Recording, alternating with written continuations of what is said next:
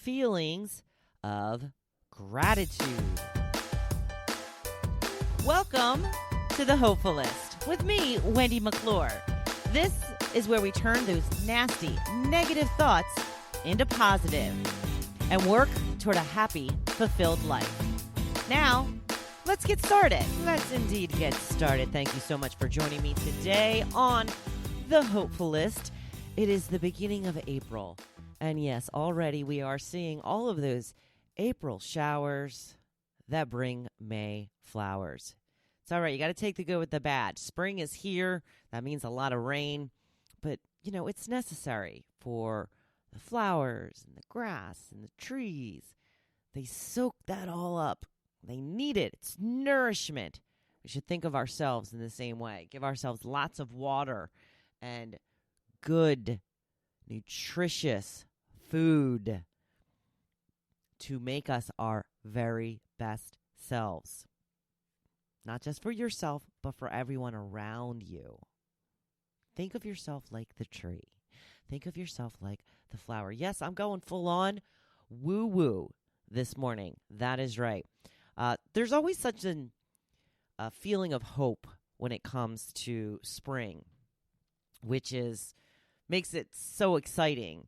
It's a wonderful time of year. I was looking at my Facebook memories, and this time last year, my husband and I were at the Cherry Blossom Festival in Washington, D.C. It had been something I had been wanting to do for so many years. I went to the Cherry Blossom Festival when I was 12 years old. 12 years old. It was a really long time ago. And I've been wanting to get back ever since. And I hadn't until last year. And so I have rediscovered all of those pictures. So look for those to be on your social media feed in the coming days, in the coming month, because they're so, so pretty. Not just D.C., by the way, has cherry blossoms. There are cherry blossoms all over the place. Philadelphia has a bevy of cherry blossom trees all over the place. There's all different areas that you can go and check out the cherry blossoms. This month, we are going to be focusing on my favorite thing to talk about, gratitude. If I had to say the one thing that changed everything for me, it was incorporating gratitude into my life and a gratitude practice. Now, what's a gratitude practice? Well, if you don't know, it's when you keep a journal of the things you are grateful for. Now, the way that I do it is I write down 5 things from the past 24 hours. And I think they can be big, they can be small, they can be anything in between. The only rule that I think is important is to not repeat things more than once a week. For example, say I had a great day at pickleball. I can write that down one time this week.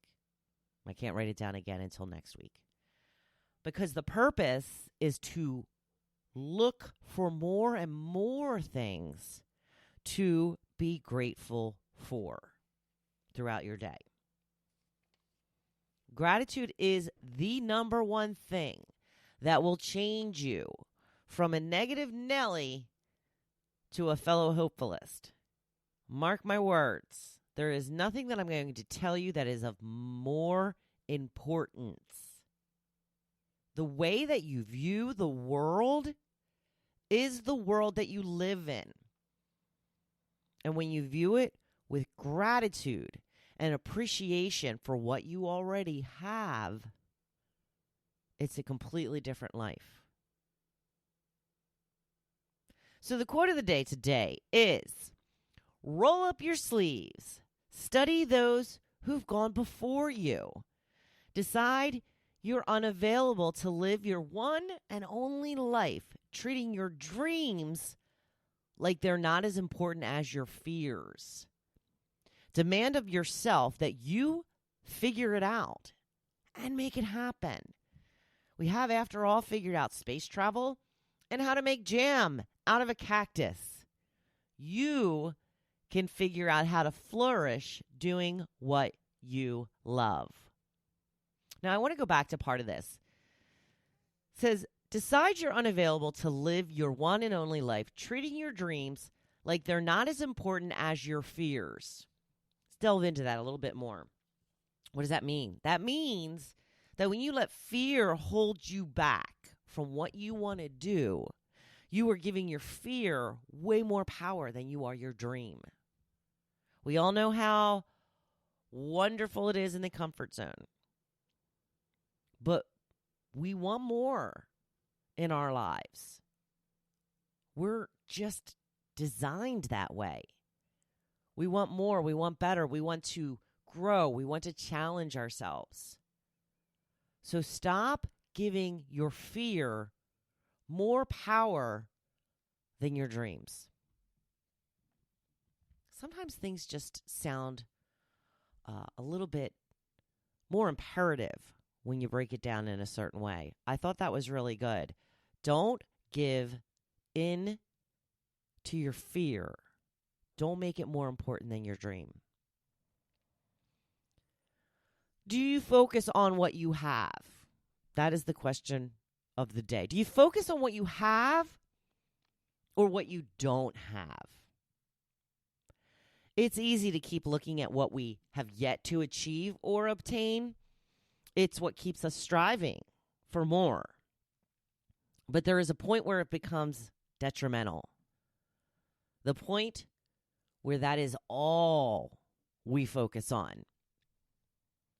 Which is why it's so important to have a gratitude practice. We need to take time every day to appreciate all that we already have. We have to stop taking so much for granted. We live in a country where most of us don't worry about where our food is coming from or where we will sleep tonight. We aren't fleeing from bombs. We have clean water, power, internet. There is so much we have that we just accept as a given. But it really isn't. The majority of the world still doesn't have their basic needs met on a daily basis. Not only do we have all of that, but we have smartphones and tablets and cars, any type of food we crave, and television to escape from our reality whenever we want. My mother spent most of her life a very unhappy person. She was the prime example of someone who always focused on what she didn't have and never appreciated what she did. Now, I saw her life in a completely different way than she did. She had some hard times, for sure. But once she emerged from them, the bitterness that she had to endure those times kept her down. And mostly kept her from enjoying her newfound freedom. She went on to marry a man who adored her and did anything to make her happy. But she always looked to the outside for her happiness. She wanted people to make her happy. But we know that isn't how it works. She could have been happy if she would have just allowed a little gratitude into her life. Instead of being bitter that she had a bad first marriage, she could have been grateful that she escaped it. As sad as it is, I use my mother as an example of the type of person I don't want to be. I don't want to be bitter, angry, and have a victim mentality. And believe me, it's easier to go through life that way. You won't be happier, but it is easy to just sit back and blame everyone else for the circumstances of your life. Excuse me. Getting over a little cold here. Now, I don't want to be that way. I don't want to play the victim. And I don't want you to be that way either.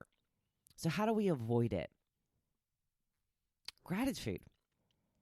All it takes is a few moments each day to notice all the things that are good in our life. Everything from the house we live in to the new flower popping up in the garden, the smell of fresh cut grass, or beautiful jewelry that we get to wear every day, our favorite meal, or the fact that our kids are healthy and on track to being good humans. There is so much to be grateful for. And here's the real secret. Once you start taking the time to appreciate all these wonderful things, you will find more and more to be grateful for. Don't believe me? Well, give it a go. Prove me wrong. Listen, we all go through tough times. All of us. It's how we handle them and allow them to affect our lives that makes the difference. If you ever watch those house makeover shows on HGTV, I used to love to watch Love It or List It and Fixer Upper. They were my two favorites. And when it came to issues popping up that weren't planned for, like say there was mold behind a wall, or they had to reinforce something and it was going to be a lot more money.